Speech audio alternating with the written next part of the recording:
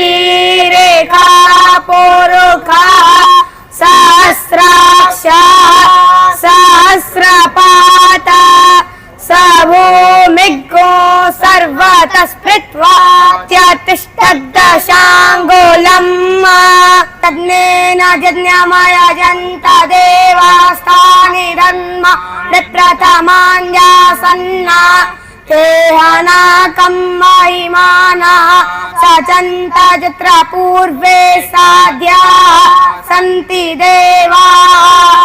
हरिः ओम।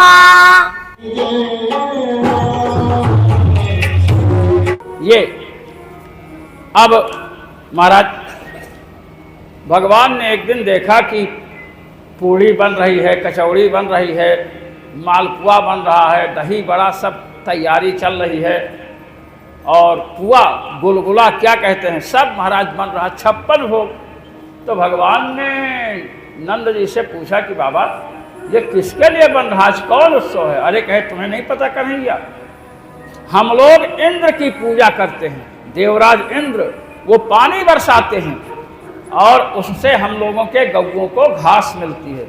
भगवान ने कहा कि इंद्र को आपने देखा है क्या? कहे हमने तो नहीं देखा। कि आपके पिताजी अर्थात हमारे बाबा इंद्र को देखे थे? कहे वो भी नहीं देखे। कहे इंद्र किसी को कहते हैं कि पानी मेघों को कहते जाओ बरसो, ये भी आपने देखा है क्या? कहे नहीं देखे। कहे किसी ने ब्रज में सुना है आज्ञा देते हुए कि पानी बरसे तो बरसे? कहे नहीं। कहे फिर क्या मतलब? सीधे स्पष्ट है कि गोवर्धन जो गिरिराज हैं इन पर घासें उगती हैं हरी हरी, वहां के वृक्षों की लकड़ियां काम में आती हैं। तो जब सीधे हम गिरिराज गोवर्धन को देख रहे हैं कि इनसे हमें लाभ है तो गोवर्धन की पूजा हम क्यों ना करें? ये इंद्र फिंद्र क्या होता है? भगवान ने इंद्र याग को रोका महाराज। अच्छा भगवान तो स्वयं यज्ञ स्वरूप हैं, यज्ञो वै विष्णु, भगवान को यज्ञ स्वरूप बतलाया गया है। तो जब यज्ञ भगवान का ही रूप है तो इंद्र याग अर्थात इंद्र देवता हैं जिसके ऐसे यज्ञ को भगवान ने रोका क्यों? ये प्रश्न होता है।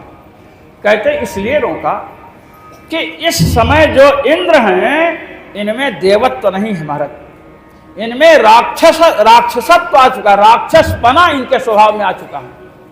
अच्छा ये बताइए, अपने लोग इतने हैं, अगर किसी के खेत में कोई गाय आ जाए और खेत चर ले तो जिसकी गाय है उससे आप बहुत नाराज होंगे, कहेंगे भाई हमारा इतना नुकसान हुआ, इतना आप भरपाई कीजिए। क्या गाय को मार डालने की आज्ञा देंगे किसी को? अपने घर वालों में किसी को कहेंगे जा गाय को मार डालो? नहीं कहेंगे। जब इंद्र ने सुना कि कृष्ण ने हमारी पूजा रुकवा दी है, ब्रजवासियों ने पूजा नहीं की है, तो महाराज सीधे आज्ञा दी और कहा पशून नयत संक्षयम। पशून, पशून बहुवचन है, जितने पशु हैं ब्रज में, संक्षयम माने उनका पूरा का पूरा विनाश कर दो, ये इंद्र की आज्ञा है। तो बताइए ब्रज में कौन पशु हैं अधिक? गाय ही तो हैं। तो गायों को मार डालने की आज्ञा जो देगा वो क्या देवता होगा? आप सोचो इस बात को। इसीलिए भगवान समझते हैं कि इंद्र में इस समय राक्षसी भाव आ चुका है, इसलिए इनको यज्ञ का भाग देना ठीक नहीं है, राक्षसी भाव को निकालना चाहिए। इसलिए भगवान ने कहा कि इंद्र के लिए यज्ञ मत करो। तो नंद बाबा ने कहा किसके लिए करें? कहे कि गोवर्धन जी के लिए करो। अब महाराज जितना खीर पूड़ी मालपुआ बना है गोवर्धन जी के पास ले गए। अरे भाई बुलाओ किसी को, है ले गए महाराज। भगवान ने सोचा गोवर्धन पर्वत तो खाएगा नहीं, तो एक रूप से गोवर्धन के ऊपर बैठ गए और एक रूप से करे खिलाओ, और वहाँ से गोवर्धन स्वयं बने, स्वयं पूड़ी हलवा मालपुआ धड़ाधड़ महाराज खा रहे हैं। नंद बाबा से भगवान ने कहा कि इंद्र ने कभी खाया, एक भी पूड़ी खाई थी? कहे नहीं। कहे गिरिराज को देखिए कैसे खा रहे हैं। नंद बाबा ने कहा कि ये तो सही कह रहे हो, एक एक साथ 50-50 मालपुआ उठाकर मुंह में डाल रहे हैं ये। महाराज अब हर साल पूजा होती थी, दोपहर तक जब पूरी की गंध भी नहीं गई देवलोक में, और नारद जी पहुंचे तो देखे कि इंद्र मुंह लटकाए बैठे। कहे क्या बात है? कहे इस बार ब्रजवासियों ने लगता है पूजा में विलंब कर दिया। कहे कि कुछ नहीं, विलंब नहीं, अब तो तुम लोगों की पूजा ही बंद हो गई है। अब तुम्हें हलवा पूड़ी मालपुआ खाना है तो स्वर्ग में ही कढ़ाई चढ़वाओ, समझे कि नहीं? और कहे कि बना भोजन बनाने के लिए कहाँ से लावें? अरे कहे अजित मल बिरारी सब में बड़े अच्छे अच्छे लोग हैं भोजन बनाने वाले, कहीं से मंगा लो। अब महाराज इंद्र को बड़ा क्रोध आया। अब उन्होंने आज्ञा दी है, जो मेघ जो बादल प्रलय मचाते हैं, मूसलधार वर्षा होती है, उनको आज्ञा दिया। और महाराज मेघ कड़कते हुए आ रहे हैं, वाह!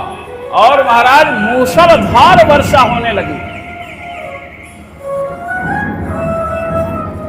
जब महाराज वर्षा होने लगी तो जितने लोग थे सब भगवान श्री कृष्ण के पास गए। कहे कि अब देखो इंद्र का कोप, इससे रक्षा करो। तो भगवान ने महाराज गोवर्धन पर्वत को अपनी उंगली पर उठाया, 7 दिन लगातार उठाए रखे। उसी में नंद जी, यशोदा जी, समस्त ब्रजवासी, समस्त गौए हैं। बोलिए गोवर्धनधारी भगवान की जय।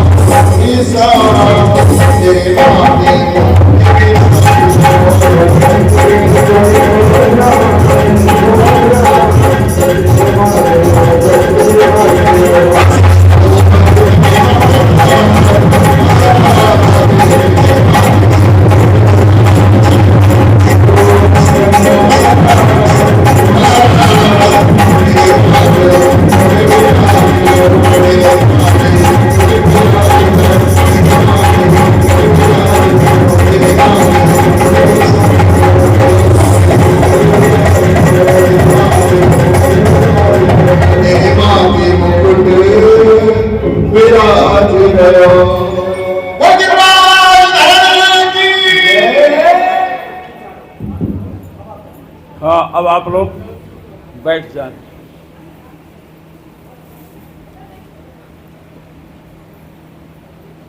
भगवान श्री कृष्ण ने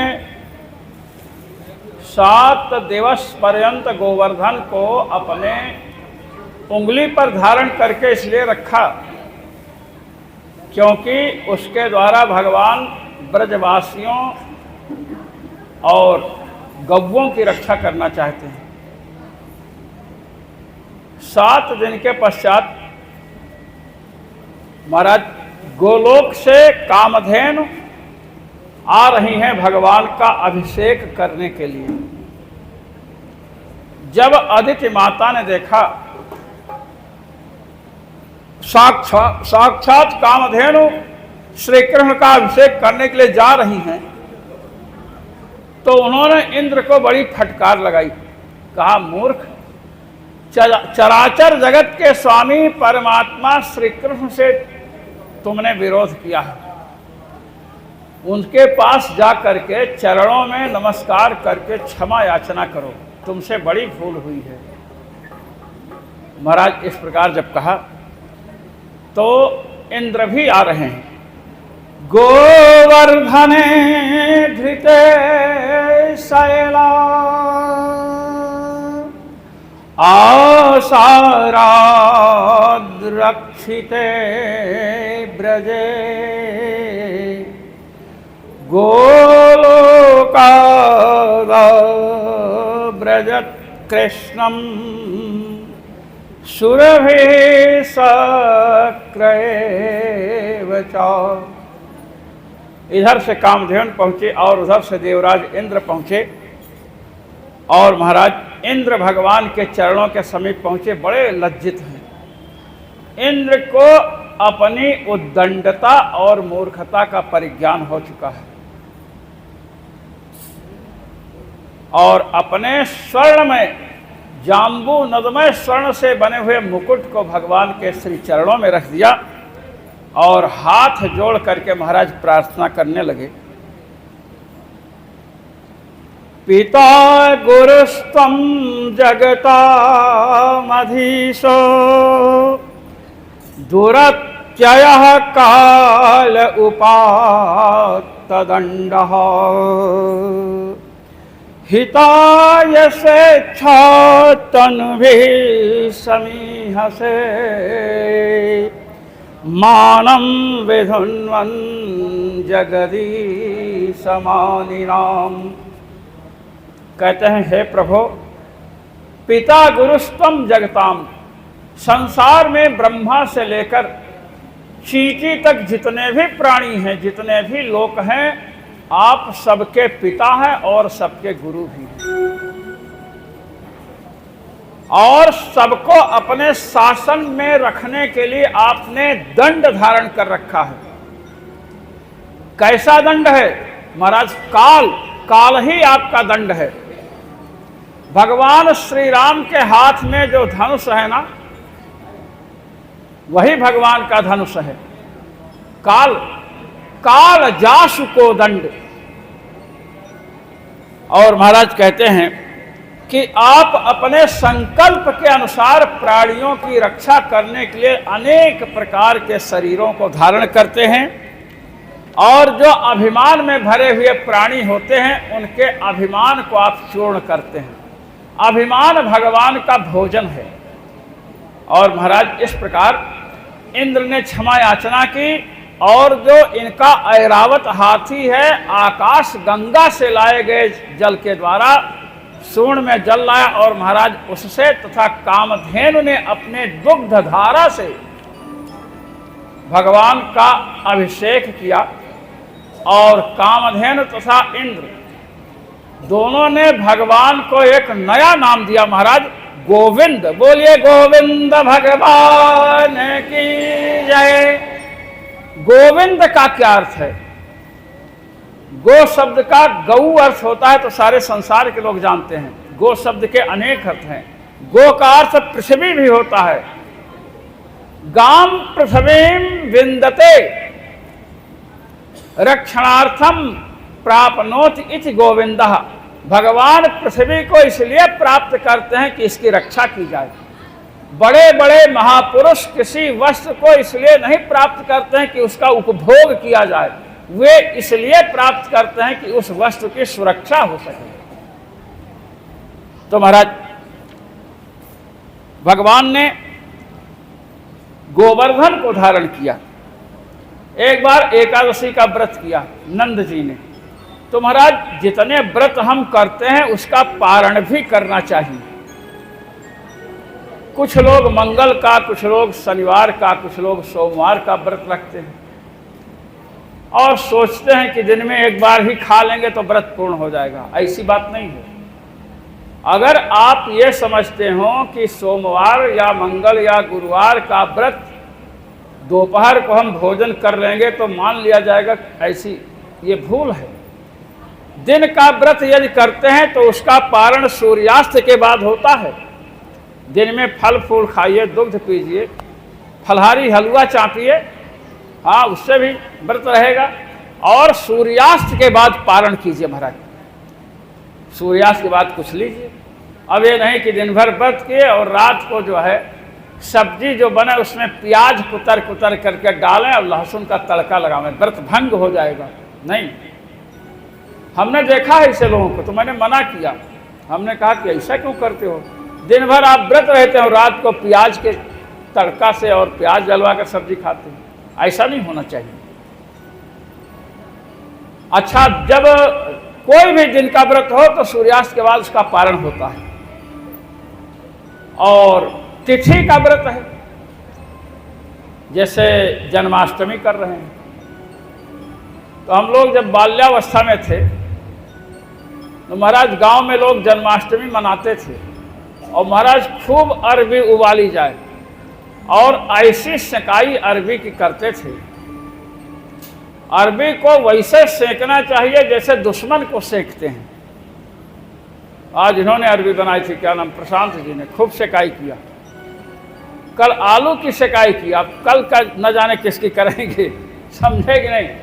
अरबी की सेकाई करें और जो फलाहार माने व्रत रहते थे वो लोग तो पीछे बैठे रहते थे और जितने बच्चे थे सब अरबी खाने के चक्कर में, घुइया खाने को मिलेगी, सब आगे बैठे रहे। महाराज बहुत विलक्षण स्थिति थी। अच्छा, गांवों में जब भंडारा होता था ना तो आलू जब उबाला जाता है तो आलू को छीलने के लिए बच्चों की ड्यूटी लगाई जाती थी। बच्चों की ड्यूटी लगाए, उसमें मैं भी रहता था। अब जितने बच्चे आलू छीलते थे सब कुर्ता या वो कुछ पहने रहें और जिसका जेब आलू से भर जाए छिलका उतार कर एक उसमें रखना और दो अपने जेब में रखना, और जिसका भर जाए तो संकेत कहें कि हमारा भर गया तो कहते कि जाके खा करके आओ। महाराज न हाथ धोवे, हाथ भी धोने के पता नहीं तो हाथ जूठा हो गया, और उसी से आकर के फिर आलू छीलना शुरू किए। न जाने कितने ब्राह्मणों का व्रत भंग किए होंगे ये। इसलिए बालकों से बहुत सावधान रहना चाहिए। ये क्या नाम है, ये व्यवस्थापक जो अभी गोवर्धन बने हैं इनको मैंने छोटा व्यवस्थापक बना रखा है, तो ये हमेशा ध्यान रखते हैं हाथ धो करके आए ये करके, तो बच्चों को संस्कार देना चाहिए। तो महाराज चर्चा चल रही है कि एकादशी व्रत किया किसने, नंद जी ने। जब तिथि का व्रत कीजिए तब तिथि बीतने के बाद पारण होता है, ये ध्यान रखिए। तो महाराज एकादशी व्रत और द्वादशी का पारण करना था तो 2:30 बजे रात को उठ पड़े और 2:30 बजे रात को उठ करके यमुना जी में स्नान करने चले गए। और जब वहाँ गए तो महाराज मनुष्यों का समय नहीं है 2:30 बजे, तो वहाँ वरुण देवता का एक अनुचर जो है महाराज घूम रहा था और नंद जी को पकड़ा, वरुण जी के पास ले गया। प्रातः काल जब नंद जी नहीं दिखाई पड़े तो लोग बड़े आश्चर्य में पड़े और पता लगाने लगे, तो भगवान श्री कृष्ण वरुण लोक पहुंचे। और वरुण लोक पहुंचे जब भगवान, तो महाराज वरुण जी ने स्वागत किया, पूछे कैसे आए, तो कहे कि आप हमारे नंद बाबा को पकड़ करके लाए हैं। नंद जी को छोड़े तो वरुण देव ने भगवान की आरती की, स्तुति की। अब नंद जी देख रहे हैं कि ये जो मेरा बालक है ये सामान्य बालक नहीं है, इसकी पूजा तो वरुण देवता करते हैं, इसकी पूजा इंद्र, जो देवराज इंद्र हैं वे इसकी पूजा करते हैं। इसने कालिए नाग के सिर पर नृत्य किया महाराज, इसने गोवर्धन पर्वत उठा लिया, इसने अग्नि का पान किया है। तो महाराज जो भगवान हमारे रासलीला करने वाले हैं, ये रासलीला करने वाले ये मत समझ लेना कि ये नचनिया है। रासलीला करने वाले की योग्यता क्या है कि 101 सिर वाले भयंकर कालिए नाग पर नृत्य करने वाला है और 7 दिन तक अपनी उंगली पर गोवर्धन पर्वत को धारण कर रखा है। रासलीला करने वाले का बैकग्राउंड, भूमिका क्या है, पृष्ठभाग, महाराज उसकी पूजा वरुण देव करते हैं। स्वर्ग से तीनों लोकों के चक्रवर्ती सम्राट देवराज इंद्र आकर के जिसकी पूजा करते हैं, कामधेनु जिसकी अपने दुग्धधारा से अभिषेक रूपी विशेष रचना करती हैं, अभिषेक करती हैं। महाराज ऐसे भगवान हैं जो रासलीला करने के लिए हैं। महाराज वरुण लोक से नंद जी को छुड़ा करके लाए। अब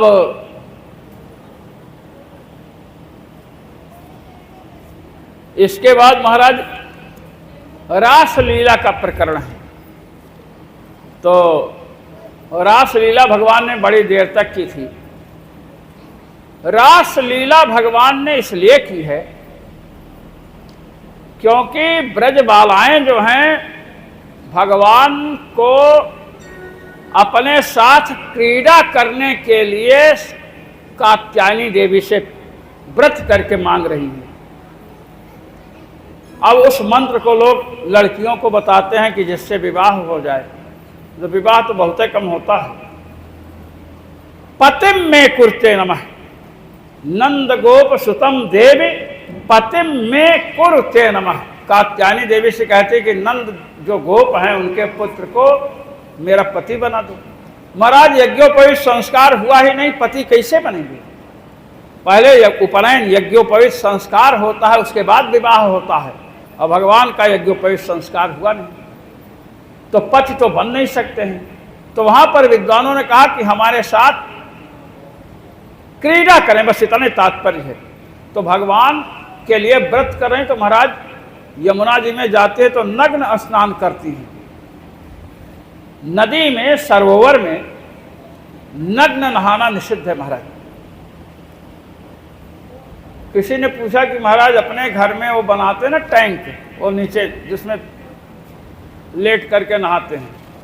हमने कहा हाँ, वो कोई नदी तो है नहीं और कोई सरोवर भी नहीं है।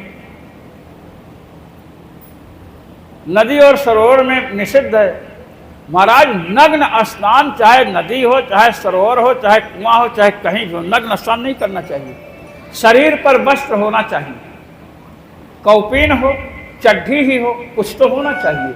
अगर नग्न स्नान करते हैं तो जो भूत प्रेत अलाय बलाय होते हैं ये पास में आकर के शरीर से चिपकना चाहते हैं, क्योंकि भूत प्रेत कपड़ा पहन के नहीं घूमते हैं। इतना ध्यान रखना, प्रेत जो होते हैं ये नग्न ही रहते हैं महाराज। हमने कुछ प्रेतों को देखा है, वो नग्न ही रहते थे महाराज। साधना के समय एक बार देखा कि 8-10 नग्न पुरुष खड़े हैं। मैंने कहा ये कौन दिख रहा है? बाद में पता चला कि किसी ने भेजा था। तो ऐसे हो तो नग्न रहते हैं, उनको कौन कपड़ा देगा? इसीलिए पितरों के लिए वस्त्र देते हैं, ब्राह्मणों को दक्षिणा देते हैं। तो महाराज गोपियों ने जब नग्न स्नान शुरू किया तो भगवान ने सोचा कि इनको तो मना करना चाहिए। स्नान करने के लिए गई और अगहन का महीसा, मार्गशीर्ष, भगवान ने गीता में कहा है कि मासा नाम मार्गशीर्षो, हम महीनों में मैं मार्गशीर्ष हूं। क्यों? क्योंकि गोपियां उसी महीने में व्रत कर रही थी। अब महाराज भगवान सब वस्त्र खोल करके रख दी और गई नग्न नहा रही। 18-18, 20-20 साल की सब हैं। तो भगवान ने कहा कि तो बड़ा गर्व है, तो सबका कपड़ा लेकर के पेड़ पर चढ़ गए और महाराज वहीं से वंशी निनाद शुरू किया। अब मार्ग शीर्ष में तो पानी ठंडा होता है, ठंडी पड़ना शुरू हो जाती है ना थोड़ी थोड़ी। महाराज गोपियों ने कहा वस्त्र तो एक भी नहीं दिख रहा है, कहाँ गया? तब एक गोपी ने कहा वो पेड़ पर वस्त्र टंगे हैं। भगवान से कहते कि हमारा वस्त्र लौटा दो। भगवान ने कहा कि वस्त्र लेकर के जाओ भाई। जैसे हम नीचे से वस्त्र लेकर के ऊपर आए हैं, परिश्रम करके लाए हैं, लाद करके चढ़े हैं, वैसे आप लोग परिश्रम करके पानी से निकलो, नीचे आओ, अपना वस्त्र बताओ कौन वस्त्र किसका है, उसको मैं उसके लिए गिरा दूंगा। अब बताओ शरीर पर कोई वस्त्र नहीं है और हाथ से संकेत करो ऊपर। तो महाराज बतलाते हैं, श्री सुखदेव जी परीक्षित जी से कहते हैं कि गोपियों ने अपने अग्रभाग को और स्तनों को ढका और महाराज भगवान के पास गई। भगवान ने सबका वस्त्र दे दिया। अब क्षीरहरण लीला इसको कहते हैं। क्षीरहरण लीला का अध्यात्म में क्या तात्पर्य है? वस्तुतः गोपी कौन है और वस्त्र कौन है, यह हमें समझना चाहिए। इसको स्थूल जगत में नहीं लेना चाहिए। देखिए, गोपी गोभे इंद्रिय पिबति भगवद रसम इति गोपी। जो गोपी माने, गो माने इंद्रिय, इंद्रियों के द्वारा, नेत्रों के द्वारा, कान के द्वारा, घ्राण इंद्रिय के द्वारा, रसनेन्द्रिय के द्वारा, इंद्रियों के द्वारा जो भगवद रस का पान करे उस जीव को क्या कहते हैं? गोपी कहते हैं। यहां गोपी कौन है? ये जो जीव है, अनंतानंत जीव जो भगवान को प्राप्त करने के लिए महाराज उपासना कर रहे हैं, उन्हीं को यहां गोपी शब्द से कहा गया है। भगवान ने उनके क्षीर का हरण किया। कहे वस्त्र क्या है? जीवों का। तो महाराज आत्मा और परमात्मा के बीच में माया रूपी पर्दा पड़ा हुआ है। माया रूपी पर्दा जब तक नहीं हटेगा तब तक आत्मा परमात्मा को देख नहीं सकता है। परमात्मा साक्षात्कार, भगवत साक्षात्कार नहीं हो सकता है। अब ये माया रूपी जो पर्दा है, ये कौन? ये माया है किसकी? तो माया भगवान की है। मायापति कौन है? भगवान है। असजिय जानी भजहि मुनि मायापति भगवान। पूज्यपाद गोस्वामी जी लिखते हैं कि माया की सेना सारे संसार में व्याप्त है महाराज। इसलिए जो माया से छूटना चाहते हैं वे मायापति का भजन करें। माया के स्वामी की शरण में चले जाएंगे तो माया कुछ नहीं बिगाड़ पाएगी। तो महाराज जो आत्मा और परमात्मा के बीच में माया रूपी पर्दा पड़ा, ये माया के स्वामी कौन है? भगवान है। तो उस पर्दे को मैंने अपना जो भगवान का जो माया रूपी पर्दा है उसको भगवान ने कृपा करके ले लिया, हरण कर लिया। अब वो माया रूपी पर्दा जब हट गया तो महाराज आत्मा, जीवात्मा परमात्मा का साक्षात्कार कर सकता है। कहते हैं कि तो आगे तो श्री सुखदेव जी कहते हैं कि भगवान ने उस वस्त्र को फिर लौटा दिया गोपियों को। भाई भगवान ने यदि उस माया रूपी पर्दे का हरण किया तो लौटाया क्यों? फिर पर्दा लगा, लौटाना मतलब फिर पर्दा लगा देना, देख ना पावे। कहे कि नहीं, हम भगवान को कोई वस्तु समर्पित करते हैं, भगवान यदि किसी वस्तु को स्वीकार कर लेते हैं महाराज तो वो वस्तु बाधक नहीं बनती है। जिस समय भगवान महाराज परधाम गमन की लीला करना चाहे, संसार में जो लीला व्याप्त हो रही है उसका संवरण करना चाहते हैं, उसको संकुचित करना चाहते हैं, तो श्री उद्धव जी भगवान के श्री चरणों में प्रस्तुत हुए और उद्धव जी ने कहा कि मैं आपका वियोग नहीं सह सकता हूं। नाहम तवांग कमलम क्षणार्धमत केशव त्यक्तुम उत्सहे नाथ। ये उद्धव जी कह रहे हैं कि आपके चरण कमल का वियोग मैं आधे क्षण भी नहीं सहन कर सकता हूं, इसलिए आप भी मुझे ले चलो। तो भगवान ने प्रश्न किया कि उद्धव जी आप मेरा वियोग नहीं सह सकते हैं, क्यों? क्या आप मेरी माया से डरते हैं क्या? तो उद्धव जी ने कहा कि नहीं प्रभु, मैं आपकी माया से किंचित भी नहीं भयभीत हूं। भगवान ने कहा कि मेरी माया से तो ब्रह्मा जी शंकर जी डरते हैं और उद्धव तुम नहीं डर रहे हो मेरी माया से, इसमें क्या कारण है? तो उद्धव जी कहते कि सुनिए प्रभु, उच्छिष्ट भोजिनो दासास तव मायाम जये मही। हे प्रभु, हम लोग तो आपका उच्छिष्ट भक्षण करते हैं, हम कुछ भी खाते हैं तो आपको भोग लगाते हैं, आपको समर्पित कर देते हैं, और आपको समर्पित की गई वस्तु को हम ग्रहण करते हैं तो हम माया पर विजय प्राप्त कर लेते हैं। माया हमारा बाल भी बांका नहीं कर सकती है। तो महाराज, जो माया रूपी पर्दा है उसे अभी तक जीव ने अपना समझ रखा है कि जो कहते हैं ना कि मेरी साड़ी है, मेरा ब्लाउज है, ये मेरा कपड़ा है, ये वो। तो जो भगवान जिसके स्वामी हैं उस वस्तु को जीव ने, गोपी जो जीव है, इसने अपना समझ रखा था। अब भगवान ने कृपा करके उसको स्वीकार कर लिया और जब लौटाया तो क्या हो गया, भगवत प्रसाद हो गया। इसलिए अब वह भगवान के दर्शन में बाधक नहीं बनेगा। इस प्रकार महाराज गोपियों को भगवान ने आशीष दिया। भगवान ने क्या कहा, याता बड़ा ब्रजम सिद्धा मये मारं सखक्षपा। गोपियों, तुम्हारी उपासना पूर्ण हो गई, तुम यहां से जाओ और बाद में मेरे साथ रमण करोगे। इस प्रकार महाराज भगवान ने कहा, गोपियां वहां से चली आई। अब महाराज वो समय आ गया, रास लीला का समय आया। तो रास लीला की भूमिका कैसे बनी? भगवान पिता रात्रि शरदोत्फुल्ल मल्लिका वीक्षरन्तुं मनश्चक्रे योग मायामुपाश्रितः। भगवान ने महाराज देखा कि मल्लिका एक पुष्प होता है। मल्लिका महाराज पुष्प खिला हुआ है और महाराज ये रात जो है ना 6 महीने की रात हो गई, पूर्णिमा की रात है। और महाराज भगवान ने जब इसको देखा तो वीक्षरन्तुं मनश्चक्रे, भगवान ने गोपियों के साथ विहार करने का मन बनाया। मनश्चक्र में मन बनाया, जैसे आप मूड बनाते ना, कहते मूड बना रहे हैं।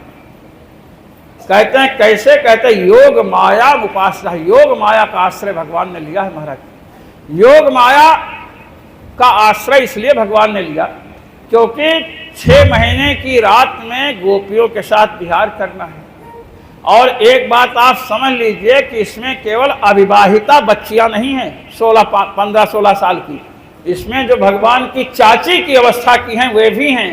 वे भी स्त्रियां हैं जिनके पुत्र हैं, जिनके पति हैं, ये स्त्रियां भी इसमें हैं। और महाराज भगवान 11 वर्ष की अवस्था भी पार नहीं कर चुके हैं, अभी 11 वर्ष की अवस्था के नीचे हैं भगवान। और आज के 5000 वर्ष पहले की घटना है। आज के 50 वर्ष पहले 10-10 साल के लड़के महाराज नंग धड़ंग कूदते थे पानी में नहाने के लिए, समझ रहे ना। अब यहाँ पर बहुत लोग हैं जो नंगे नहाए हैं 10 साल तक, बताएंगे नहीं। अब मैं बताऊं कौन कौन नहाया है? अच्छा दूसरों की छोड़ो, हम लोग खुद नहाए हैं, बस आप इतने समझ लो। 15-15 साल के लड़के दुबे जी, हमने देखा कि तालाब है सब अपना। अच्छा उसमें चड्ढी का चलन नहीं था, चड्ढी सभ्यता थी नहीं, जांघिया पहनते थे, सब खोल खोल करके रखे और धड़ाक से कूद गए। एक दूसरे से कोई शर्म ही नहीं, जैसे भंडारा में किसी से शर्म नहीं होती महाराज। अब आप सोचो 5000 वर्ष पहले जिस समय टीबी सीबी का, टीबी और बीबी का चलन नहीं था। अपने यहाँ धर्म पत्नी होती है, समझे कि नहीं? अपने यहाँ बीबी उबी नहीं होती है। जहाँ बीबी है वहाँ सौहर है, जहाँ बीबी है वहाँ सौहर है। ये मुस्लिमों के यहाँ बीबी है, उनके यहाँ विवाह पद्धति अलग है, हमारे यहाँ अलग है। हमारे यहाँ धर्म पत्नी होती है, पत्नी के साथ ही धर्म जुड़ा है, भले पति के साथ ना जुड़ा हो, पत्नी के साथ तो जुड़ा है ना। तो आप देखिए कि महाराज योग माया का आश्रय लिया। अब जब वंशी निनाद करेंगे तो सब अपने अपने घर से भगेंगी रासलीला के लिए। अब उसमें जो पतियों के समीप हैं, बच्चों को दूध पिला रही हैं, कुछ पतियों का पैर दबा रही, ये भी वहां से चलेंगी।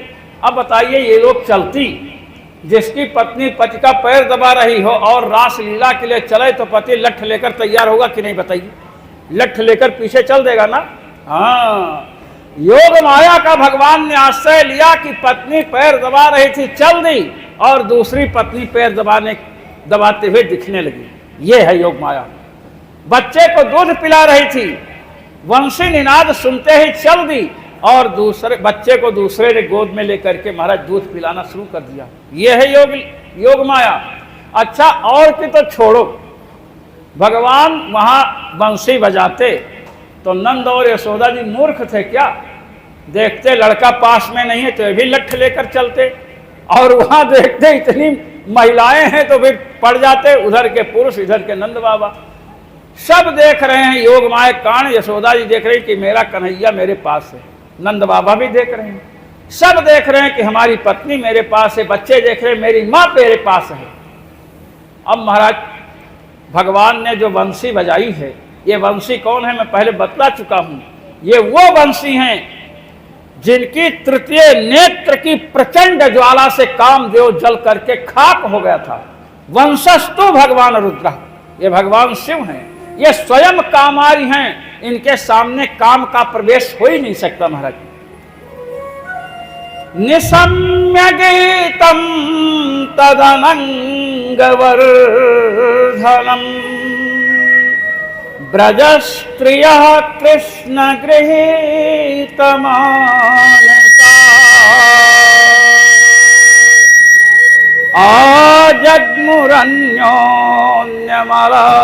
आजग्मुरन्योन्यमलक्षितोद्यमा सयत्र कांतो जवलोलकुंडला।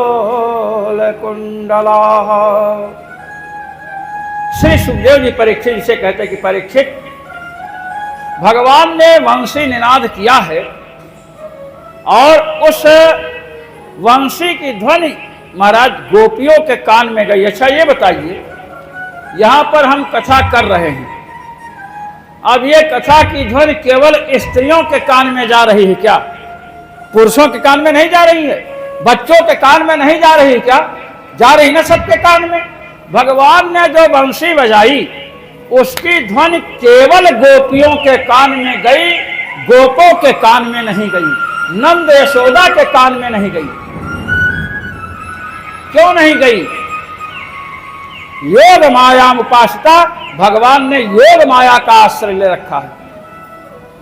अगर गोपों के भी कान में जाती और गोपियों के कान में जाती तो महाराज श्रृंगार रस और वीर रस एक साथ इकट्ठे हो जाते, गड़बड़ हो जाता। अब ये गीत कैसा है? अनंगवर्धनम, अनंग कहते कामदेव को, अनंग माने काम, अनंगम वर्धयत इति अनंगवर्धनम, काम को बढ़ाने वाला गीत है। अनंग का अर्थ तो काम होता है, आप कोष देख लो। अब महाराज काम में जो है शरीर का भान रहता है। एक बात का ध्यान रखना चाहिए, काम में देह का भान रहता है और भगवत प्रेम में महाराज देह और गेह की विस्मृति हो जाती है। तो अनंग का सीधा अर्थ क्या है? जब भगवान ने काम को जलाकर भस्म कर दिया तो काम का हाथ पैर नाक कान सब जल गया।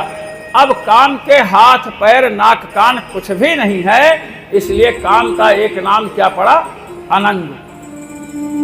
अब महाराज एक अनंग और है जिसके हाथ पैर नाक कान नहीं है, परमात्मा, परमात्मा परब्रह्म भगवान। पूज्यपाद गोस्वामी जी क्या लिखते हैं? मानस का पाठ आप लोग करते होंगे। गोस्वामी जी कहते हैं, बिनु पग चलया सुनय बिनु काना बिनु पग चले सुनय बिनु काना, कर बिनु कर्म करे विधि नाना। आनन रहित ये बिनु बानी बकता बड़ जोगी, आनन रहित सकल रस भोगी। बिना पैर के चलता है, पैर नहीं है, और बिना हाथ के लेता है,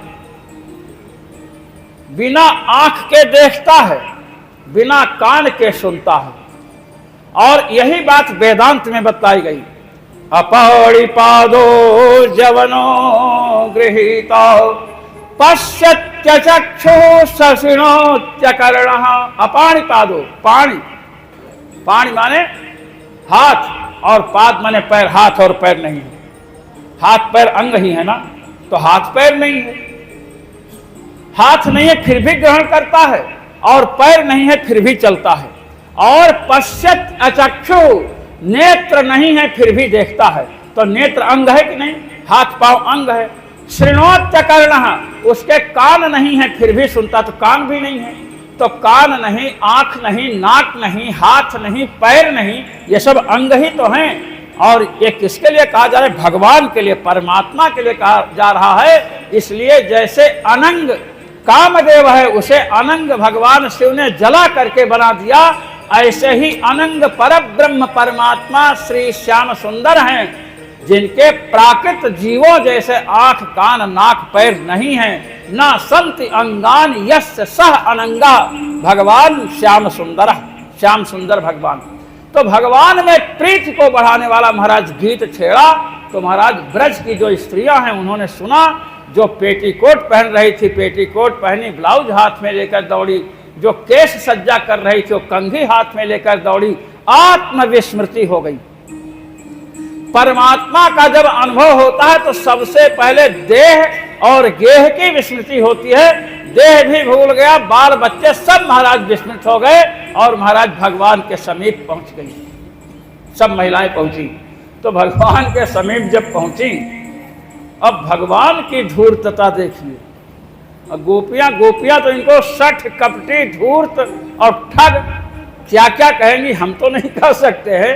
महाराज जब पहुंची तो भगवान ने कहा, स्वागतम वो महाभागा, महाभाग्यशालिनी गोपियों, आप सबका स्वागत है।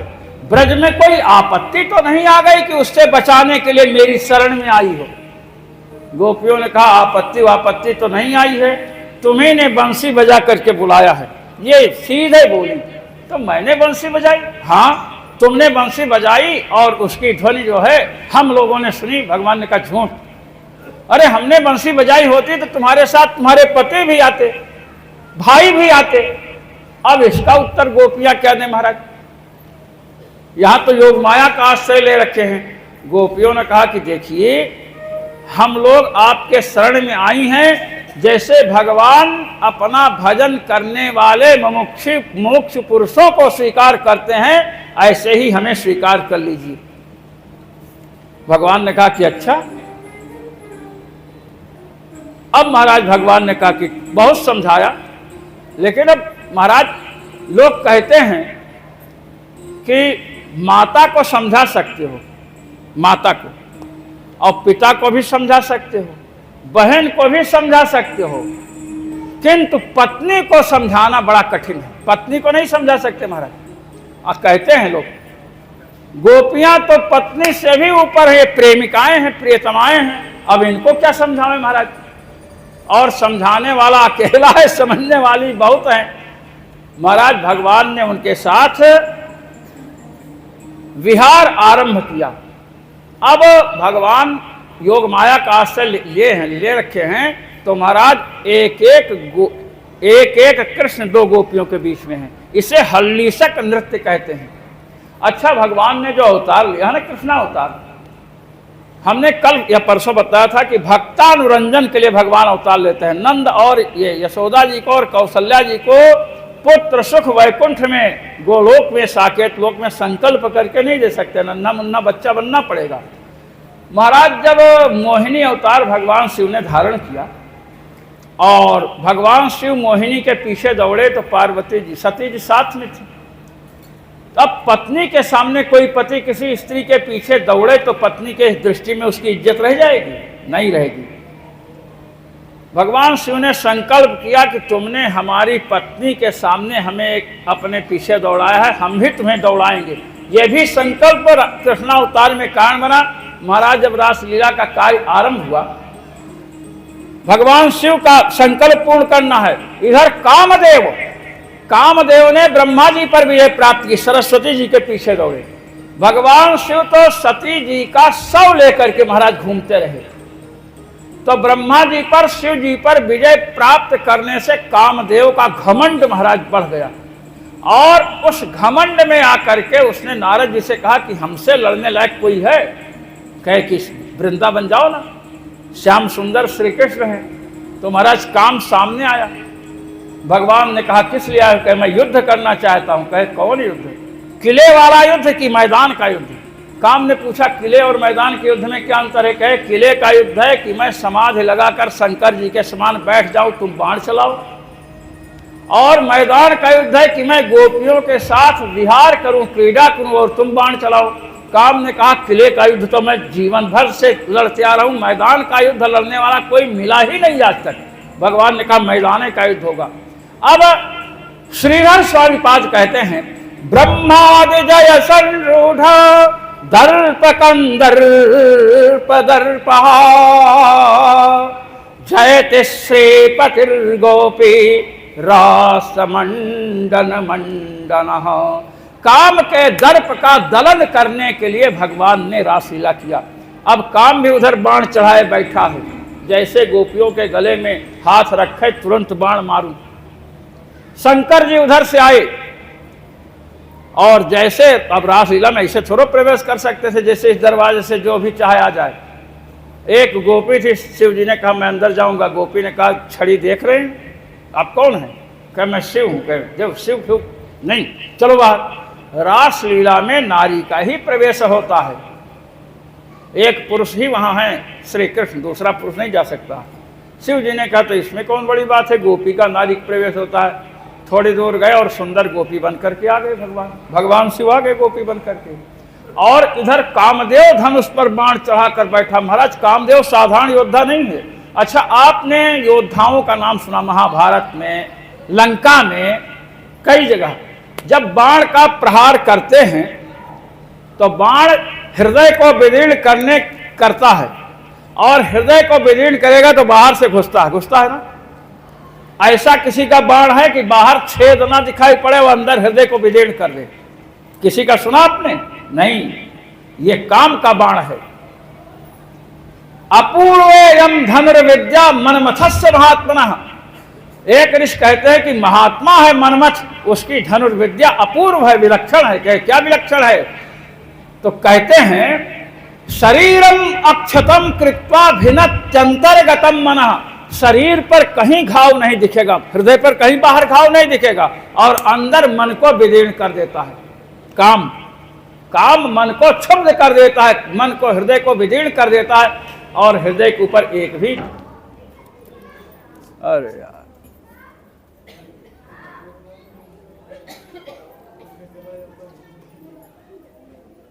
कोई गया है? 5 मिनट की कथा और थी।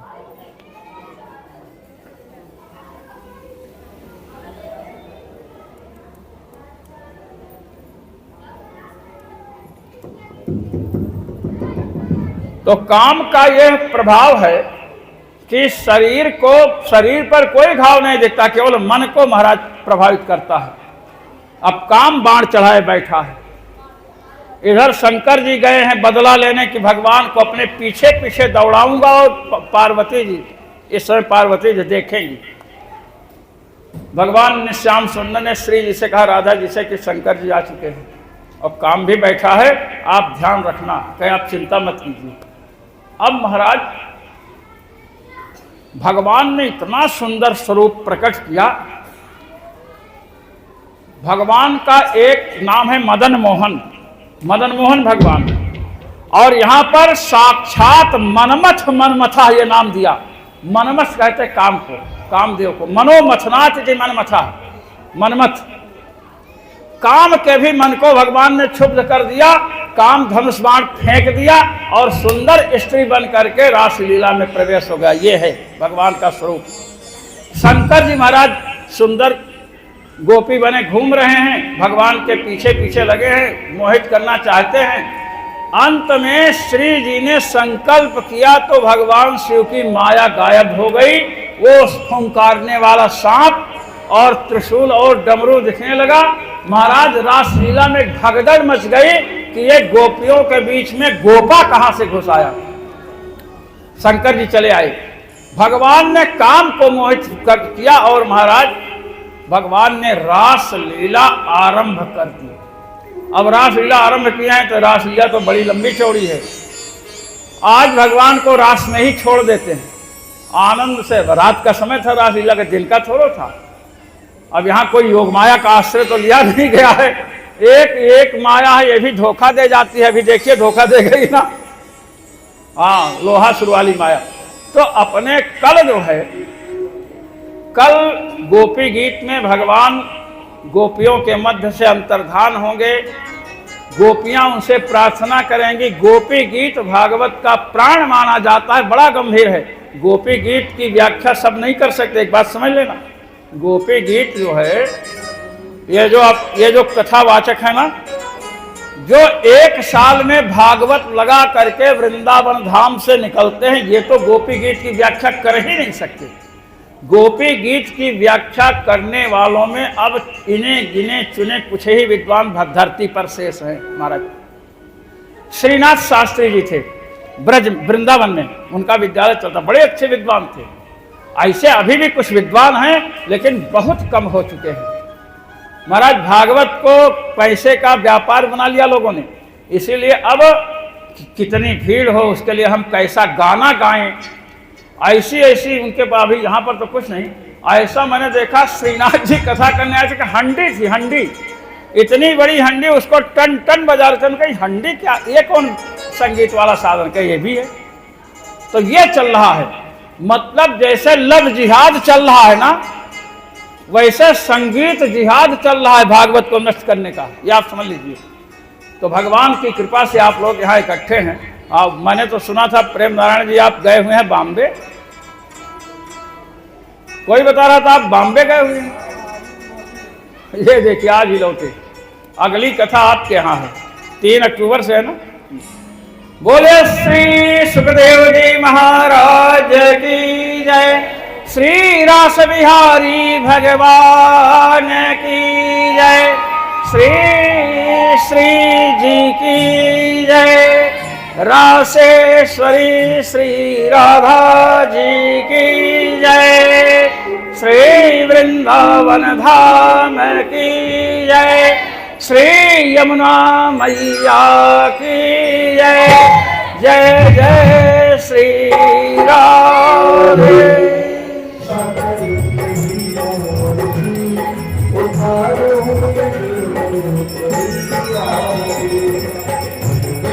गोकुल में देखो, वृंदावन में देखो, मुरली बाजे, श्याम संगे राधा नाचे, राधा नाचे।